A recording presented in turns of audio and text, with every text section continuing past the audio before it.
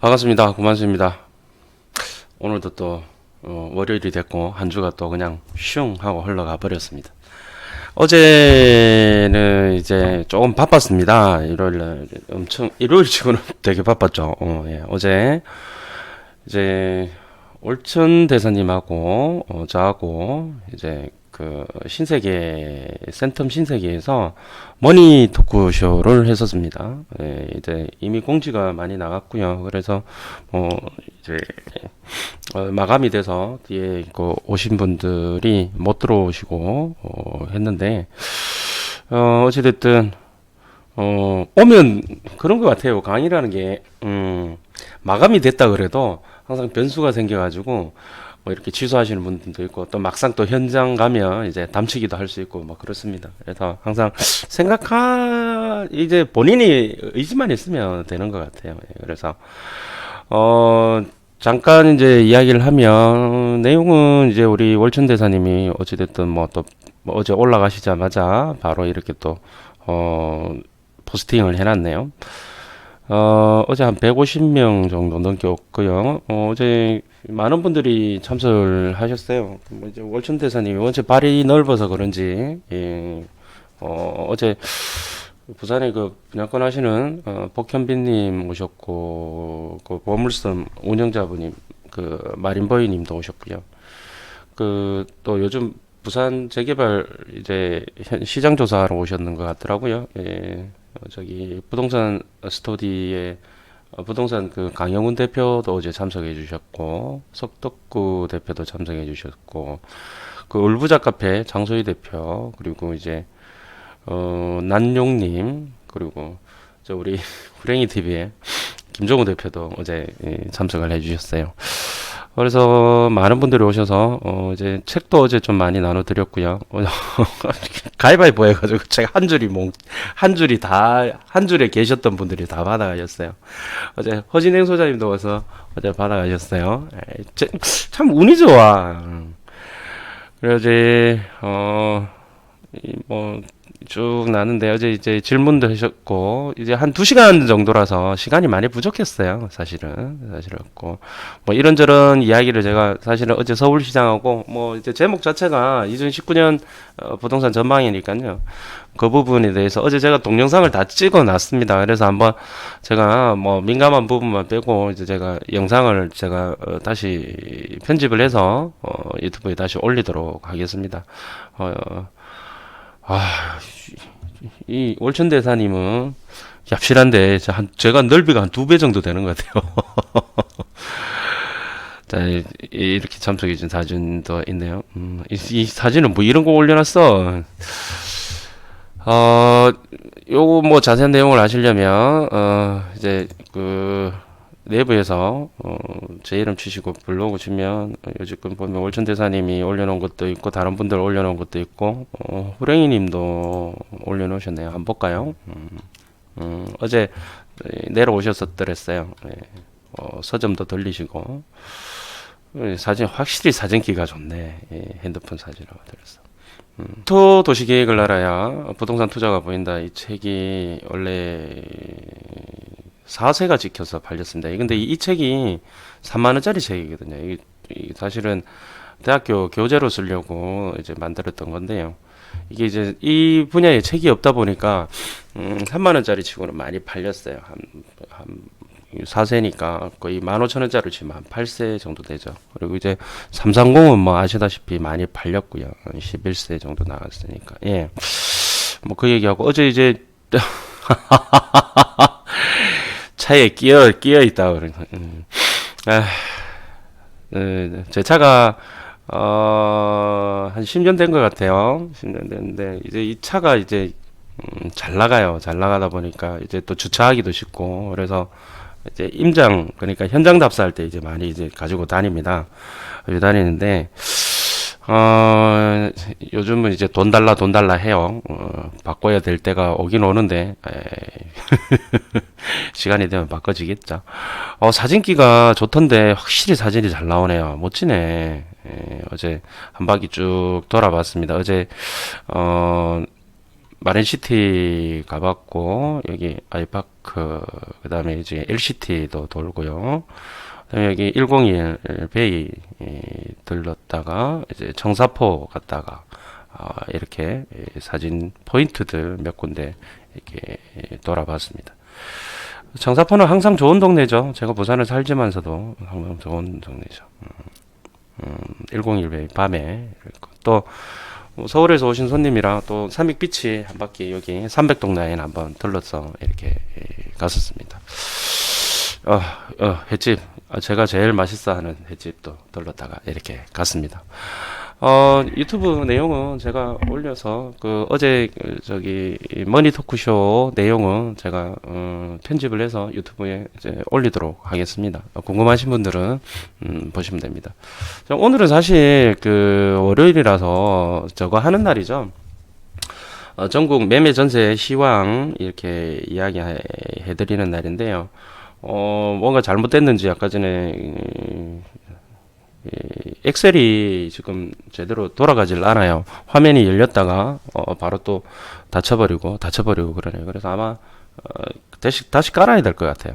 그래서 지금 시간이 부족해서 오늘은 그러면 다른 걸 이제 해서 올리도록 하겠습니다. 또 기다리시는 분들 계시는데 그 자료는 어차피 이때까지 많은 이야기를 했기 때문에 자료는 밴드에 있습니다. 다운 받으셔서 확대 딱 시켜보시면 아십니다. 어떻게 보시는지는 이미 말씀을 많이 드렸기 때문에 잘 아실 것으로 생각을 합니다.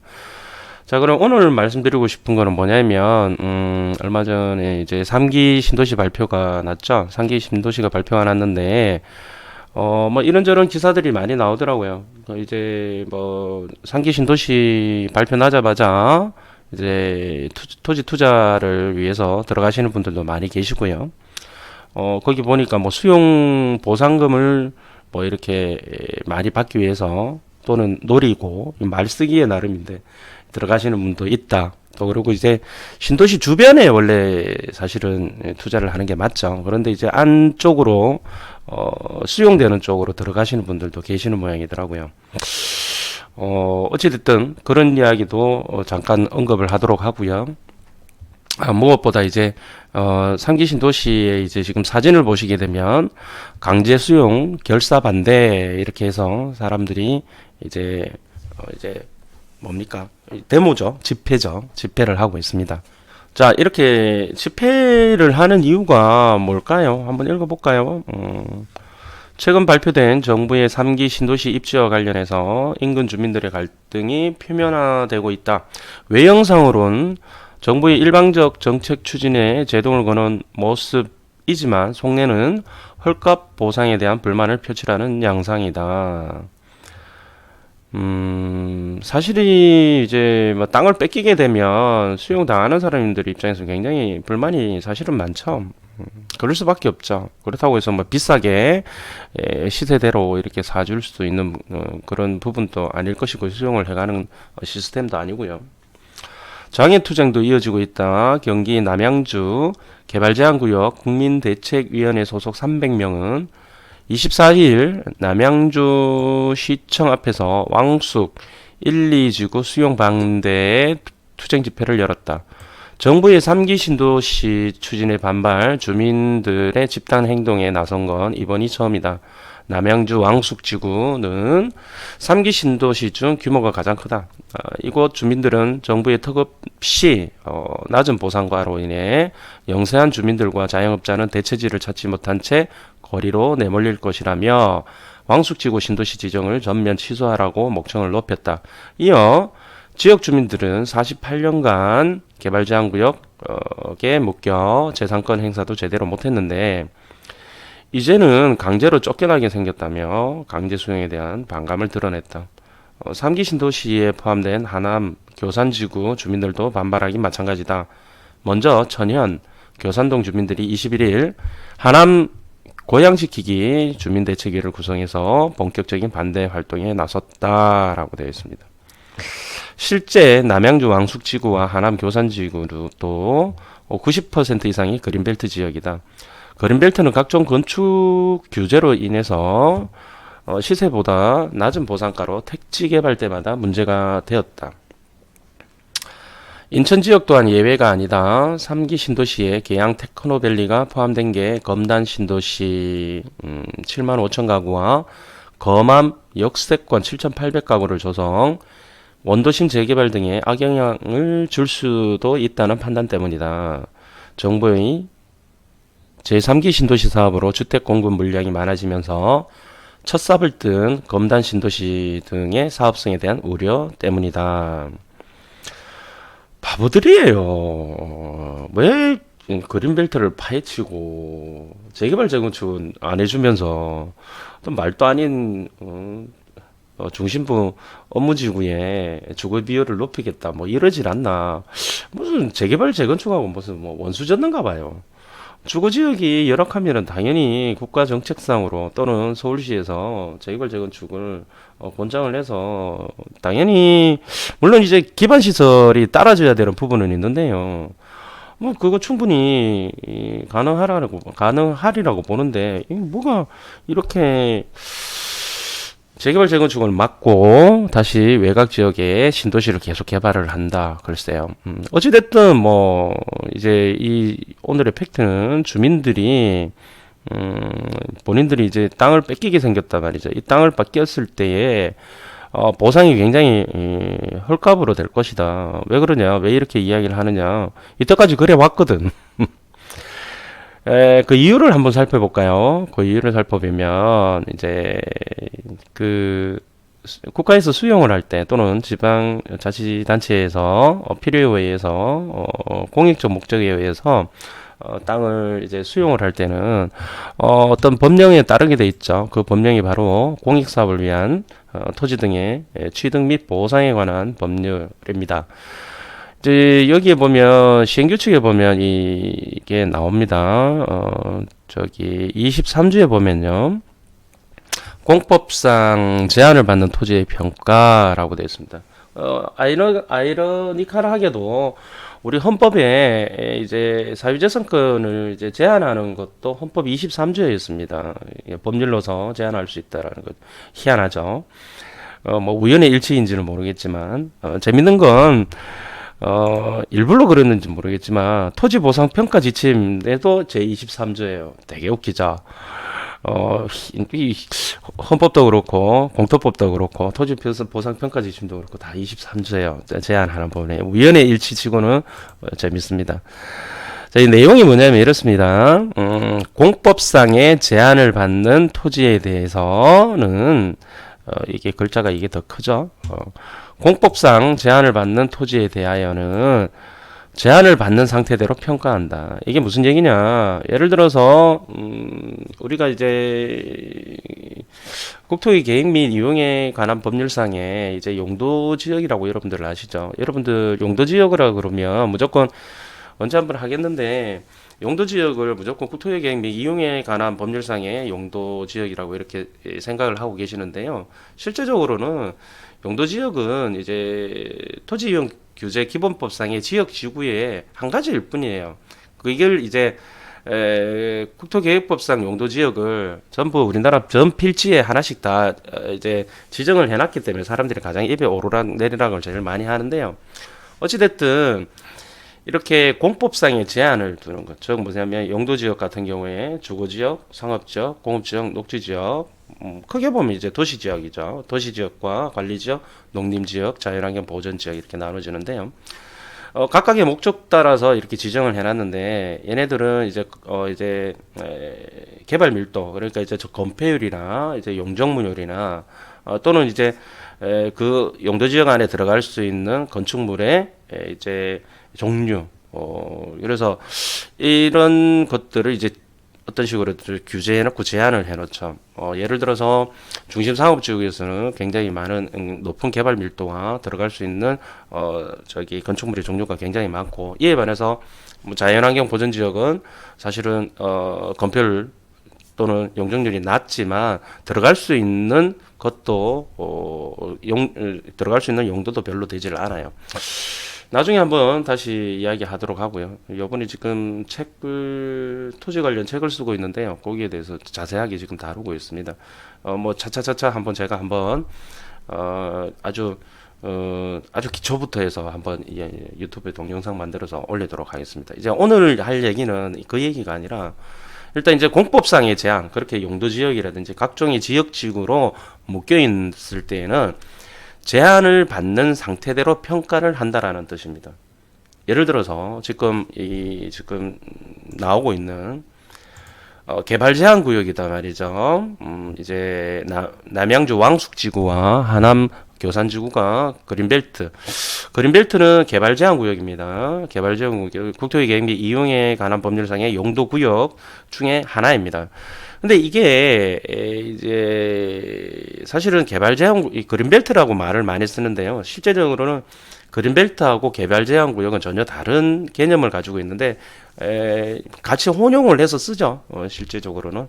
그래 어찌됐든 여기서 말하는 것은 그린벨트는 개발 제한 구역입니다. 공법상에. 그러면 개발 제한 구역은 글자 그대로 개발을 제한하는 구역이죠. 도시의 확산을 막기 위해서 1970년도에 이제 지정을 했죠. 많이 풀리긴 했어요. 김대중 정부 때 많이 풀리긴 했는데 어찌됐든 이 부분이 지금까지 이제 개발 제한 구역에 묶여 있었단 말이죠. 도시의 확산을 스프롤 현상이라고 그러죠. 스프롤 현상을 막기 위해서 막아놨는데 또는 국방상의 목적으로 막아놨는데 이제는 필요에 의해서 뭡니까? 신도시를 개발하기 위해서 풀겠다라는 거죠. 그러면 근 48년 동안 그린벨트, 즉 개발 제한 구역을 쓰지 못하게끔 막아놓고 있다가 이제 와서 빼들어가는 거예요. 빼들어가면서 어떻게 된다? 다시 보상금을 그러면 많이 시세 이상으로 줘야 된다. 48년 동안 못 쓰게 했으니까. 그런데 어떻게 한다? 이렇게 되는 거죠. 제한받는 대로, 자, 개발 제한 구역으로 묶여 있으니까 개발을 제한해놨으니까 제한하는 대로 평가를 해서 돈을 주겠다. 그러니까 당연히 가격이 쌀 수밖에 없죠. 지금 뭐 토지 공개념부터 시작해서 엄청나게 이야기가 사실 많지 않습니까? 우리 지금 세금 엄청나게 지금 올리기 위해서 얼마 전에 뭐 국토부에서 공시지가 올리는 가이드라인도 마련했다. 뭐 처음에는 부인하다가 지금은 또 맞다 뭐 이렇게 이야기를 하는데 저는 개인적으로 이렇게 봅니다. 뭐 이게 맞다 저게 맞다를 떠나서 좀 이제 우리가 좀 합리적이고 논리적으로 누가 봐도 납득을 할 수 있는 그런 이야기를 해야 되는 게 아니냐라고 생각을 하는 거예요. 예를 들면 이런 거죠. 그 땅이 지가가 굉장히 높아서 세금을 굉장히 많이 부과를 한다라면 예를 들어서 국가에서 땅을 쓰지 못하게끔 개발 제한으로 묶어놓은 곳에는 그에 대한 일단의 보상을 그 돈 가지고 이쪽 보상을 해줘야 되는 거 아니에요? 논리적으로.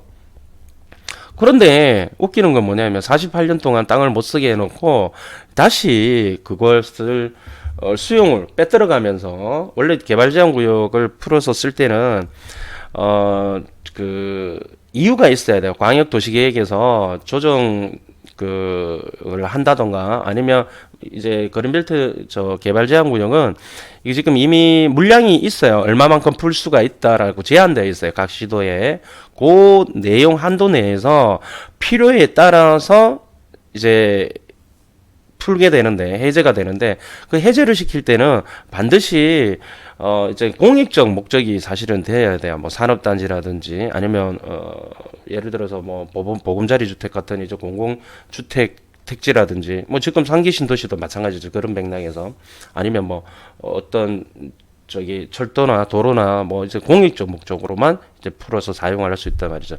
그러면서 이제 잘려나가는 단절된 토지 뭐 그런 토지들은 이제 또 해제가 될 수 있습니다. 그것도 면적이 있어요. 뭐 섬처럼 남은 거라든지. 자, 그런데 뭐 이제 이렇게 저는 좀 이해가 안 되는 게 왜 이렇게 공법 사용 제한, 이건 뭐냐면 토지 주인이 그렇게 한 게 아니라 예전에 1970년도에 국가에서 야, 이게 개발을 하지 말라고 묶어 놓은 거다 말이죠. 그래 놓고 48년 동안 땅을 못 쓰게 해 놓고 다시 땅을 빼들어가면서 뭐다? 이게 이제 공법상의 제한을 받는 대로, 즉 국가에서 땅을 못 쓰게 해놓고 못 쓰게 했는데도 불구하고 그 땅을 가져가면서 헐값에 가져간다는 거죠. 그러니까 이제 당연히 이분들은 화가 나죠. 열받죠. 물론 이제 올해 거기서부터 뭐 취락지구에서나 뭐 또는 48년 전부터 원래 그린벨트가 지정되기 전부터 사셨던 분들, 개발 제한 구역이 묶이기 전부터 사셨던 분들한테는 이제 혜택이 있어요. 뭐 저 이주자 택지라든지 또는 뭐 순순하게 이제 땅을 내놓으시는 분들은 이제 협의자 택지라든지 뭐 그런 것도 나름대로 이제 그 가격이 딱지 가격이 굉장히 뭐 높게 올라가기는 하죠. 그런데 일단 그거는 두 번째 문제고, 일단 사람들이 일단 보상금을 제대로 받아야 되는데 보상금을 제대로 받지를 못할 수밖에 없어요. 여기 법에 정해져 있어요. 근데 이제 밑에 이제 뒤에 다만 그 공법상 제한이 당해 공익사업을 시행을 목적으로 가하여진 경우에는 제한이 없는 상태대로 상정하여 평가한다. 이제 이 얘기는 무슨 얘기냐면 이런 거예요. 그냥 개발제한구역에서 신도시 개발한다고 해서 땅을 빼들어 간다 하더라도 그냥 개발제한구역으로 이제 묶여 있는 상태로 이제 평가하겠다 이건데, 그런데 이제 토지 수용 당하는 사람 입장에서는 그렇게 생각을 하지 않죠. 아니, 내 땅을 가져가는 이유가 지금 새로이 신도시 만들려고 하는 거 아니냐. 그러면 신도시 만들려고 한다면 아까 전에 조금 전에 말씀 시작할 때 이야기했지만 막 사람들이 이제 혹시나 보상을 많이 받을까 싶어 갖고 잘 모르시는 분들이 막 들어와서 가격이 막 올라간단 말이죠. 올라가니까 지금 예를 들어서 뭐 가격이 500만 원인데 실제적으로 시세는 500만 원인데 실제로 감정 평가를 해서 받아보면 만약에 300만 원이다. 이럴 경우에 그거는 그렇게 되는 경우에는 사실 굉장히 짜증나죠. 시세는 500만 원인데 보상은 300만 원밖에 못 받으니까. 그러니까 시세대로 500만 원으로 줘라. 이랬을 경우에 논리적으로 맞잖아요. 그런데 수용을 또 해가는 입장에서 국가에서는 야, 법이 그렇지가 않다. 여기 공법상 제한을 받는 대로 평가를 하고 그 다음에 다만 니들이 이야기하는 것처럼 그게 설령 개발이 돼서 개발에게 이익이 나중에 나온다 손치더라도 그것은 토지주 당신 게 아니고 우리 개발하는 사람들 거다. 이게 이겁니다. 다만 그 공법상 제한이, 즉 개발제한구역의 제한이 당해의 공익사업의 시행을 목적으로 하여 가하여진 경우에는 제한이 없는 상태에서 평가한다. 자, 무슨 얘기냐면 이걸 이제 굉장히 헷갈려 하는데 뒤집어서 이야기를 해야 돼요. 뒤집어서 하는 얘기가 뭐냐면 이제 개발제한구역에서 이제 신도시가 개발이 되면 엄청나게 지가가 상승할 거 아닙니까?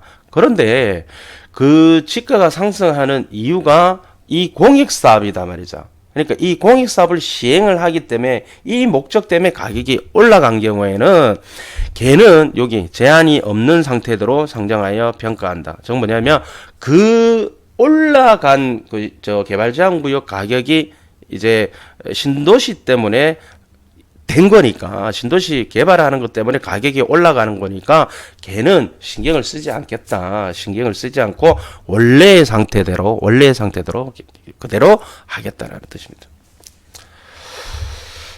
다만 이제 도시계획 시설의 경우에는 공법상의 제한을 받지 않는 상태로 평가하죠. 이제 장기 미집행 도시계획 시설 같은 경우에는 좀 좋은 부분들이 있어요.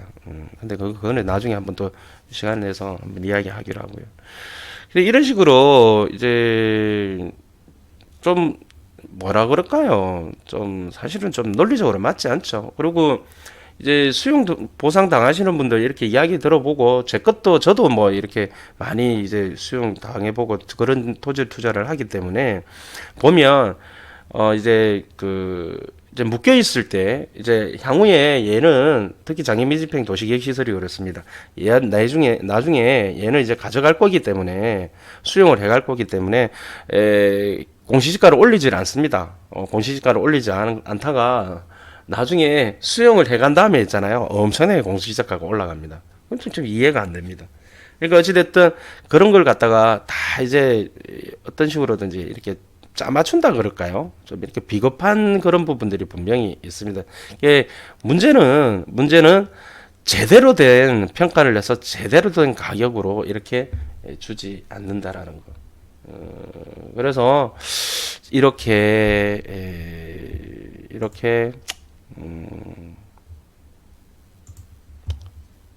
많은 분들이 자신의 땅을 지키기 위해서. 자신의 땅을 지킨다는 의미는 이분들도 돈만 많이 준다면요, 보상금만 많이 준다면요, 굳이 뭐 이렇게 데모를 하고 집회를 하실 필요가 있겠습니까? 생각하는 만큼 주지를 않고 주변 이때까지 그렇게 해왔기 때문에 그렇습니다. 세금만 많이 받으려고 하지 마시고요. 이분들 많이 그 수용 보상금 많이 주세요. 근데 이제 수용 보상금 많이 주면은 또 개발 비용이 많이 들어가서 결국은 또 싸게 공급을 할 수가 없자. 악순환입니다. 악순환인데 뭐 하겠다는 사람들, 아니 저기 재개발 재건축 하겠다는 사람들은 못하게 하고 삼기 신도시 또 만들어 가지고 사람들 이렇게 막 데모하게 만들고 헐값에 땅 뺏들어가고 뭐 하는 짓인지 모르겠어요. 이해가 안 돼. 여기까지 하겠습니다. 감사합니다.